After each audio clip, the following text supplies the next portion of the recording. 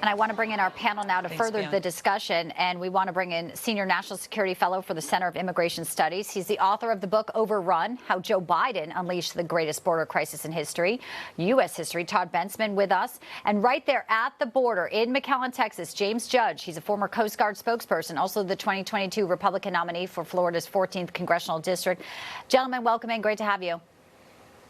Thank you. How discouraging to hear that nothing's going to change unless we get somebody else in the White House. How can we afford to wait with the national security issue unfolding every single day?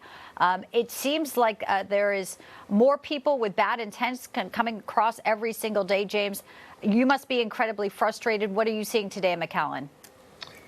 So, well, we were in Eagle Pass yesterday. The Texas National Guard is doing a great job of holding the line there. Thank God for the men and women of the Texas National Guard and Border Patrol. We spoke with some Border Patrol agents last night. We actually came upon the scene of a fatality after a pursuit that had taken place. They had taken a gentleman into custody. There was also another Border Patrol agent we talked to. He said this is the worst he has seen in over 2 decades of serving with Border Patrol. He's never seen anything like this in his career. But I would say to, Senator Cruz, and look, I'm a Republican, I'm a conservative. I love our country. We do not need additional legislation. It's already against the law for people to cross the border. What we need to do is we need to use the power of the purse. Congress needs to get off their butts.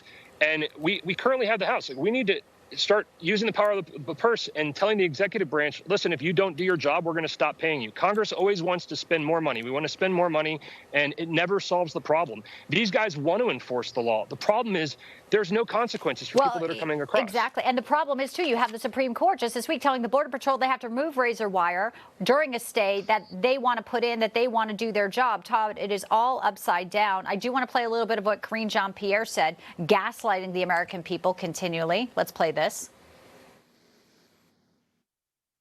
I don't have the specifics on what the border security is going to do and how they're going to do it. Look, we are certainly glad that the Supreme Court made the decision to vacate the injunction that prevented border security to actually do their jobs, to do humanitarian work, to actually enforce laws, and it got in the way. And what was put forward, that what Texas was doing, the governor was doing, was actually ineffective, and that's something that we have to remember. It was ineffective. It was ineffective. Humanitarian work. How is it humane when we have fentanyl pouring in, killing innocent Americans? How can they say they are okay letting the Supreme Court not have people enforce the laws of our nation, Todd?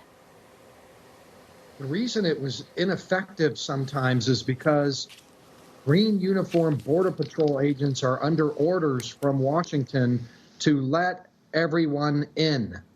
And as long as there were Border Patrol agents in and around the Texans in places like Eagle Pass, the immigrants would find ways to get to those green uniforms. They were like an irresistible beacon of light to have them anywhere around there. And they would lift the wire or cut the wire and do all these other things in order to get them in.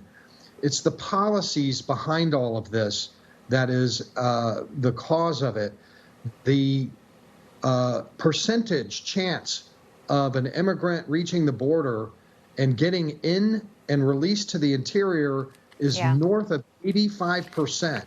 Well, I mean, we see it every day. Well, they're putting them on planes. They don't even need IDs like us Americans that are paying taxes. They're treated better, and they're getting work permits. They're getting easy pass in the state of New York. It's incredible.